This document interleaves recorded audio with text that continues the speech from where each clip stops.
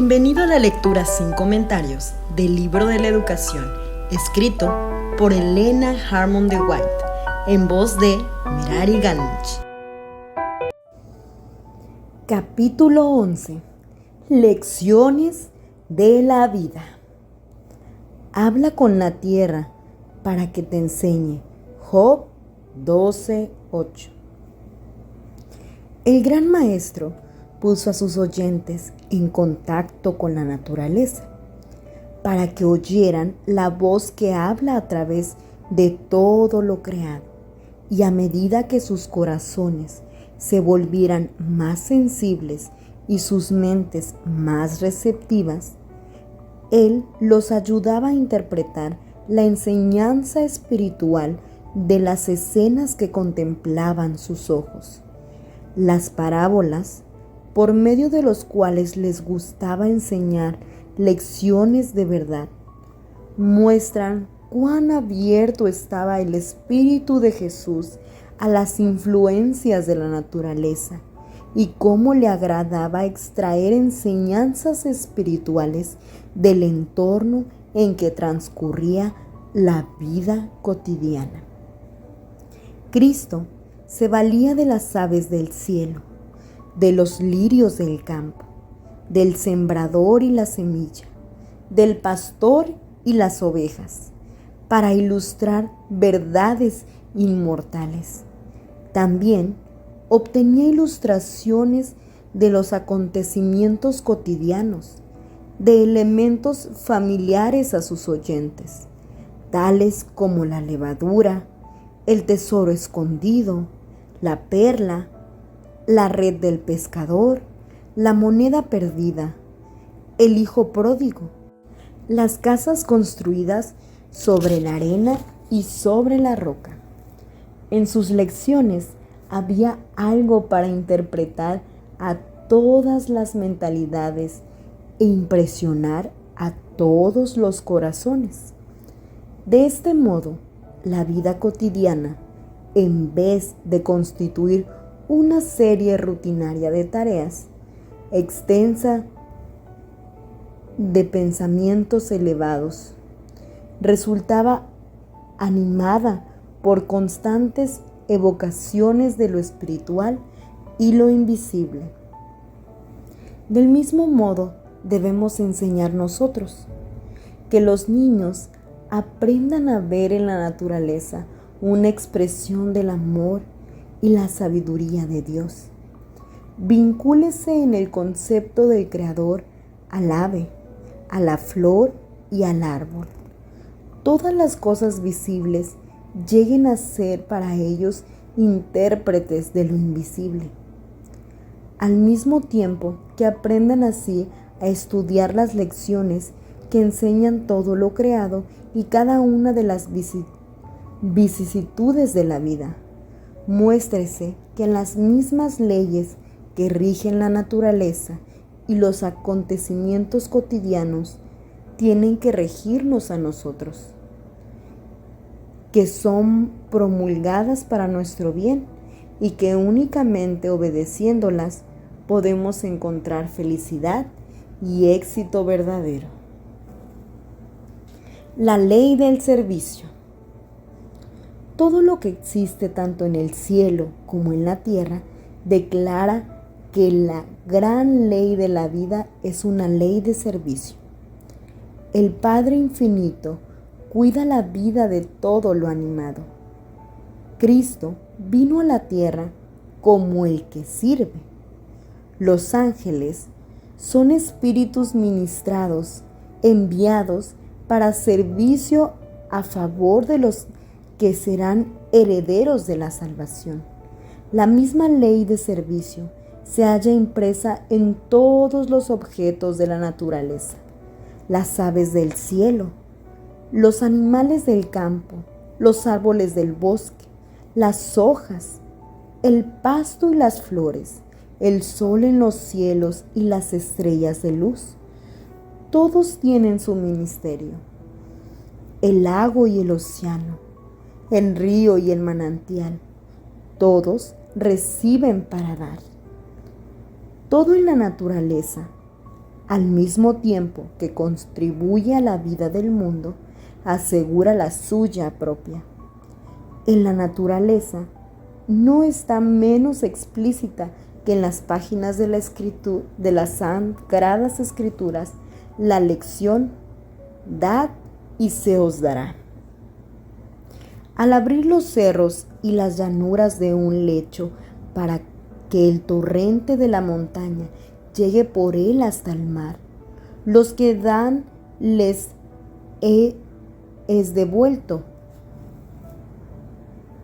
centuplicado. El arroyo que recorre su camino susurrando deja tras sí un don de belleza y fertilidad. A través de los campos desnudos y agostados por el calor del verano, una línea de verdor marca el surco del río.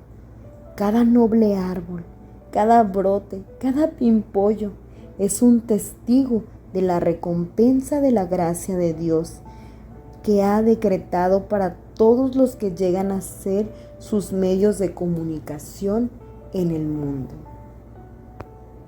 La siembra hecha con fe. De las innumerables lecciones que nos ofrecen los diversos procesos del crecimiento, algunas de las más valiosas nos han sido transmitidas por medio de la parábola del crecimiento de la semilla, dada por el Salvador. Sus enseñanzas son beneficio para niños y adultos. Así es el reino de Dios, como cuando un hombre echa semilla en la tierra, duerme y vele, de noche y de día. La semilla brota y crece sin que él sepa cómo, porque de por sí lleva fruto la tierra, primero hierba, luego espiga, después grano lleno en la espiga. La semilla, al haber sido implantada por Dios mismo, posee la capacidad de germinar. Sin embargo, abandonada a su suerte, no tendría poder para brotar. El ser humano tiene que llevar a cabo su parte para estimular el crecimiento del grano. Pero fuera de eso, no puede hacer nada. Necesita depender de aquel que ha ligado la siembra y la siega con los eslabones maravillosos de su poder omnipotente. Hay vida en la semilla, hay poder en la tierra, pero a menos que el Todopoderoso trabaje día y noche, la semilla no dará fruto.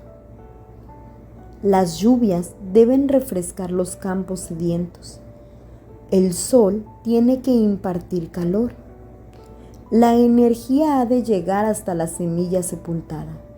Solamente el Creador puede llamar a existencia a la vida que Él ha implantado. Cada semilla crece y cada planta se desarrolla por el poder de Dios. La semilla es la palabra de Dios. Porque como la tierra produce su renuevo y como el huerto hace brotar su semilla, así Jehová, el Señor, hará brotar justicia y alabanza delante de todas las naciones. En la siembra espiritual ocurre lo mismo que en la natural. El único poder que puede producir la vida procede de Dios. La labor del sembrador es una labor de fe. No puede comprender el misterio de la germinación y del crecimiento de la semilla, pero confía en los instrumentos por medio de los cuales el Señor produce la vegetación. Echa la semilla con la esperanza de recogerla multiplicada en una cosecha abundante. Del mismo modo, han de trabajar los padres y maestros, con la esperanza de recoger una cosecha de la semilla que hayan sembrado. Durante algún tiempo, la buena semilla puede permanecer en el corazón sin que se note y sin dar evidencia de haber echado raíces. Pero más tarde, al dar el Espíritu de Dios aliento a su alma, la semilla oculta brotará y al final dará su fruto. En la obra de nuestra vida no sabemos qué prosperará, si esto o aquello. No nos toca a nosotros resolver esta cuestión. Por la mañana siembra tu semilla y a la tarde no dejes de reposar tus manos. El gran pacto de Dios declara que mientras la tierra permanezca, no cesará la sementera y la siega, puesto que confía en esta promesa. El agricultor hará y siembra.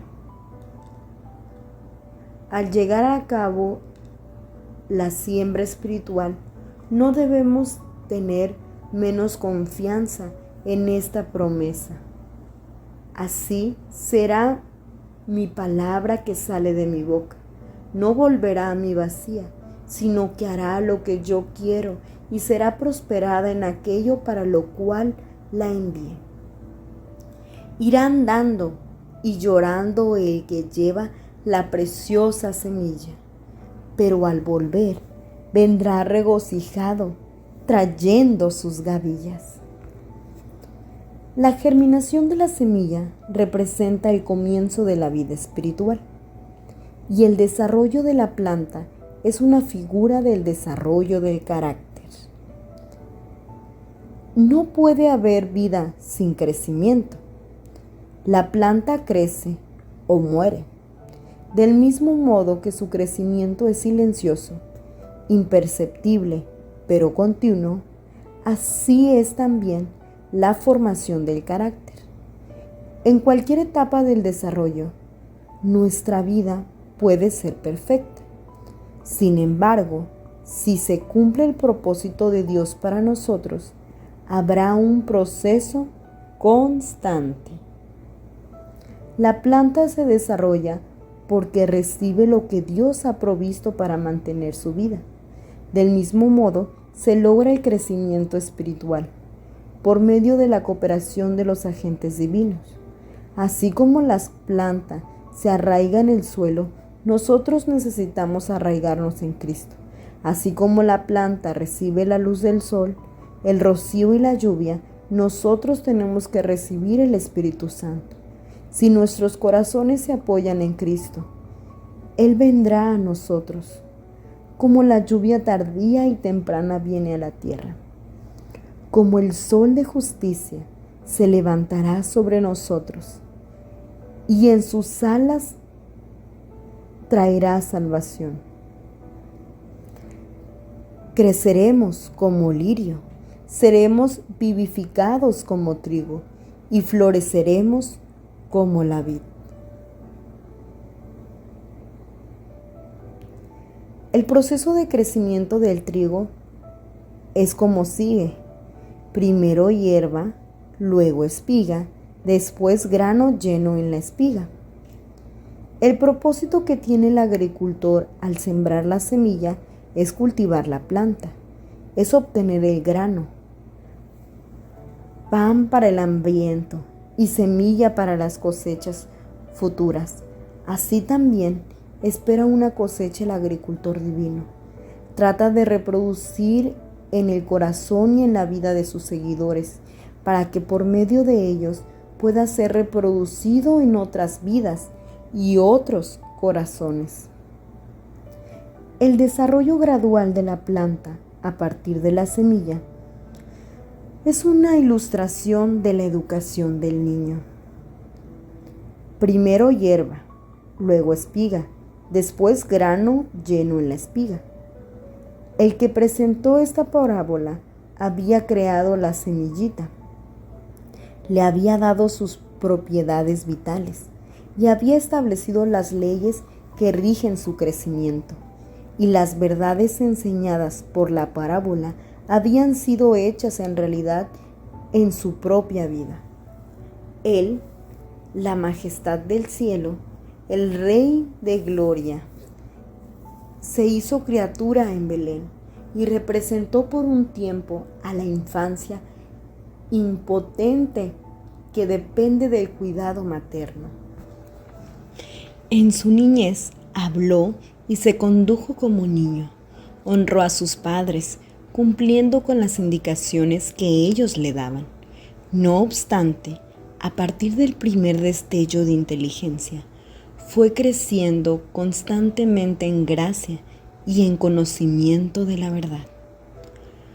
Los padres y maestros deben proponerse cultivar de tal modo las tendencias de los más jóvenes que, en todas las etapas de la vida, pueden ser partícipes de lo bueno de cada una de ellas y que se vayan desarrollando naturalmente, como lo hacen las plantas del jardín.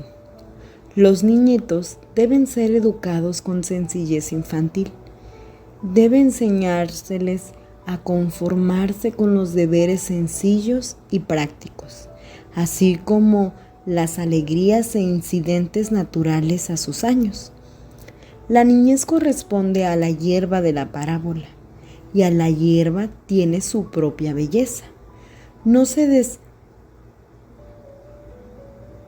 debería forzar en los niños el desarrollo de una madurez precoz, sino que se debería tratar de conservar tanto tiempo como sea posible la frescura y la gracia de sus primeros años.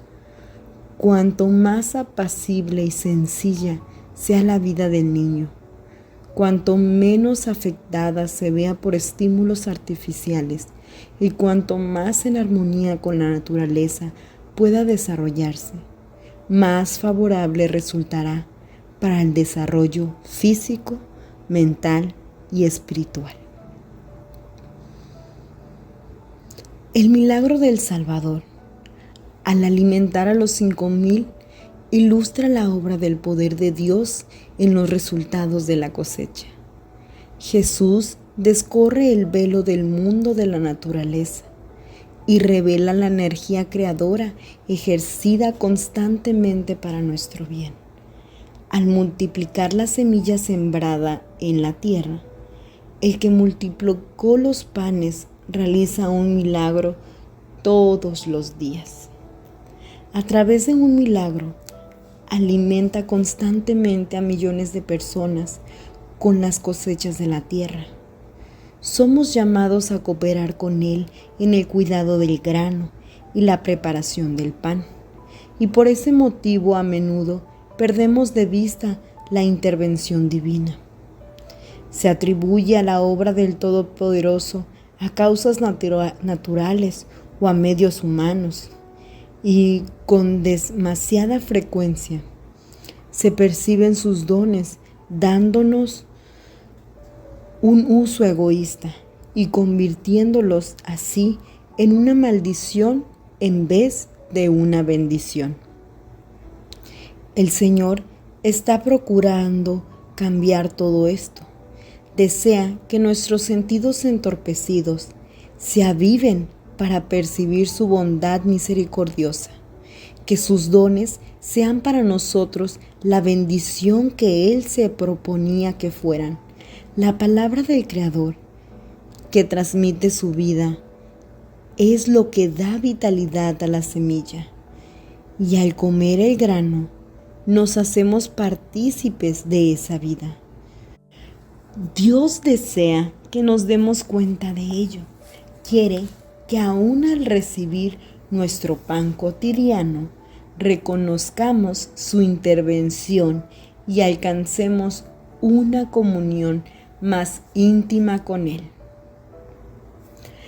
Según las leyes de Dios que rigen la naturaleza, el efecto sigue a la causa con invariable seguridad. La siega es un testimonio de la siembra.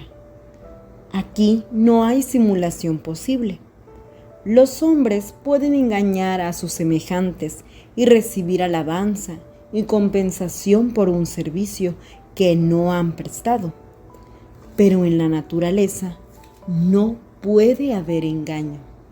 La cosecha dicta sentencia de condenación para el agricultor deshonesto, y en su sentido superior Esto se aplica también al campo de lo espiritual. El mal triunfa aparentemente, pero no en realidad. El niño que por jugar falta a clases, el joven perezoso para estudiar, el empleado o el aprendiz que no cuida los intereses de su patrón, la persona que en cualquier negocio o profesión es infiel a sus responsabilidades más elevadas, puede jactarse de que mientras la falta permanezca oculta, obtiene ciertas ventajas. Pero no es así. Se está engañando a sí misma. El carácter es la cosecha de la vida y determina el destino tanto para esta vida como para la venidera. La cosecha es la reproducción de la semilla sembrada. Toda semilla da fruto, según su género. Lo mismo ocurre con los rasgos de carácter que fomentamos.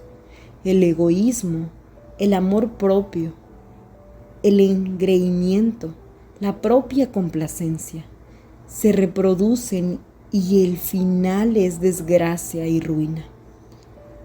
Porque el que siembra para su carne, de la carne segará corrupción, mas el que siembra para el espíritu, del espíritu segará vida eterna.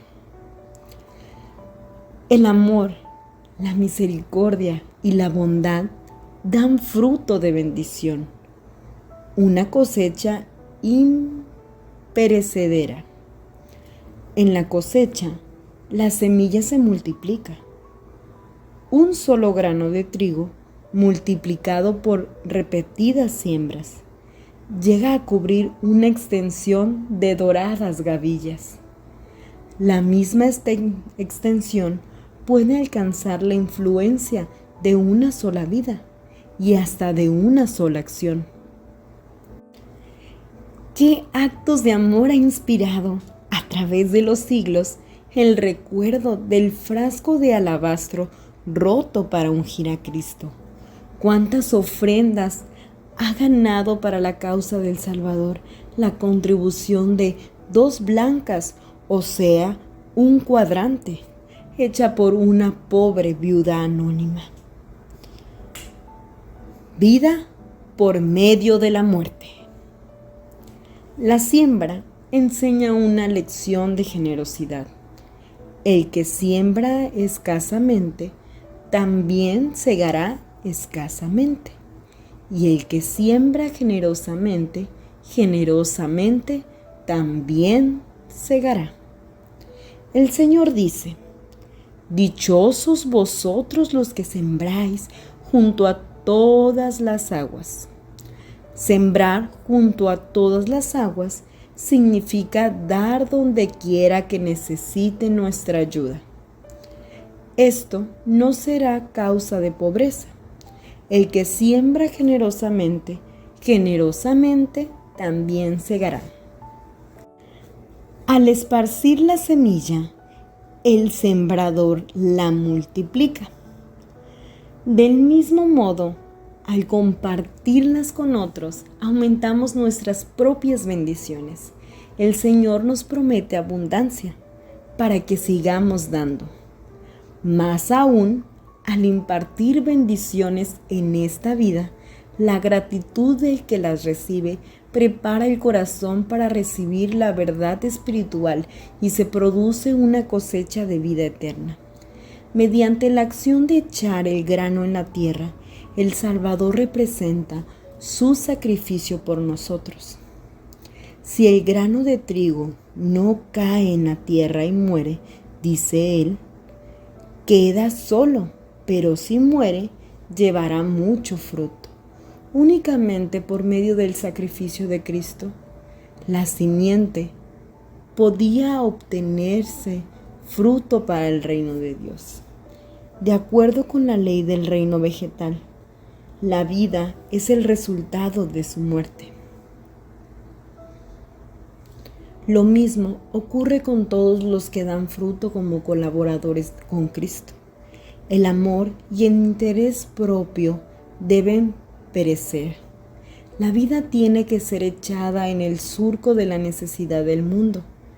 Pero la ley del sacrificio del yo es la ley de la conservación propia. El agricultor conserva el grano cuando lo arroja a la tierra. Del mismo modo, será conservada la vida que se da generosamente para el servicio de Dios y de la humanidad. La semilla muere para dar origen a una nueva vida. Con ello, esto se nos enseña la lección de la resurrección. Dios nos ha dicho del cuerpo humano depositado en el sepulcro donde se reduce al polvo. Se siembra en corrupción, resucita en incorrupción. Se siembra en deshonra y resucita en gloria. Se siembra en debilidad y resucitará en poder. Cuando los padres y maestros tratan de enseñar estas lecciones, deben hacerlo en forma práctica. Que los niños preparen la tierra y siembren alguna semilla. Mientras lo hacen, el padre o el maestro puede comparar eso con el jardín del corazón y la semilla buena o mala sembrada en él, y explicar que así como es necesario preparar el jardín para sembrar la semilla natural, es necesario preparar el corazón para implantar la semilla de la verdad. Al esparcir la semilla, pueden enseñar la lección de la muerte de Cristo, y al brotar la hierba, la verdad de la resurrección. Y a medida que crece la planta, se puede continuar la comparación entre la siembra natural y la espiritual. De igual manera, se debería enseñar a los jóvenes continuamente. Se pueden aprender las lecciones del cultivo de la tierra. Nadie toma un terreno baldío con la esperanza de inmediatamente una cosecha. Se necesita llevar a cabo una labor diligente, perseverante, en la preparación del terreno, la siembra de la semilla y el cultivo de mieses. Del mismo modo, se ha de proceder en la siembra espiritual. Hay que cultivar el jardín del corazón. La tierra tiene que ser roturada por el arrepentimiento. Deben sacarse de raíz las malas hierbas que ahogan el grano sembrado, así como se requiere un trabajo diligente para limpiar un campo que se ha llenado de abrojos. Solo se pueden vencer las malas tentaciones del corazón por medio de esfuerzos fervientes hechos en el nombre y el poder de Cristo. Al cultivar la tierra, el agricultor reflexivo descubrirá que se abren ante él tesoros jamás soñados. Nadie puede tener éxito en los trabajos agrícolas o en la jardinería si no presta atención a las leyes que entrañan. Es necesario estudiar las necesidades particulares de cada tipo de plantas. Cada planta requiere terreno y cultivo diferente. Y la condición del éxito es la obediencia a las leyes que rigen a cada una. La atención requerida al trasplantar para que no se cambie de lugar ni amontone siquiera la raíz más fina. El cuidado de las plantas tiernas, la poda y el riego, la protección contra la helada nocturna y el sol durante el día, el cuidado que hay que ejercer para mantener alejadas las malas hierbas, las enfermedades y las plagas de insectos, y el arreglo de las plantas, no solo nos enseña importantes lecciones en cuanto al desarrollo del carácter, sino que el trabajo mismo es de por sí formativo. Al cultivar el cuidado, la paciencia, la atención y los detalles, la obediencia a la ley se obtiene una educación fundamental.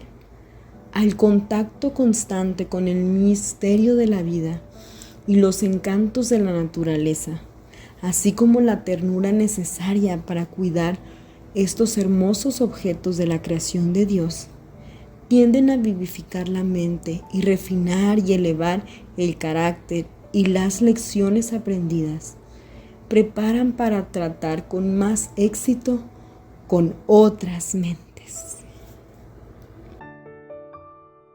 Muchas gracias por acompañarnos en este capítulo. Suscríbete y dale like a nuestro contenido para que no te pierdas ningún capítulo de la serie del libro La Educación.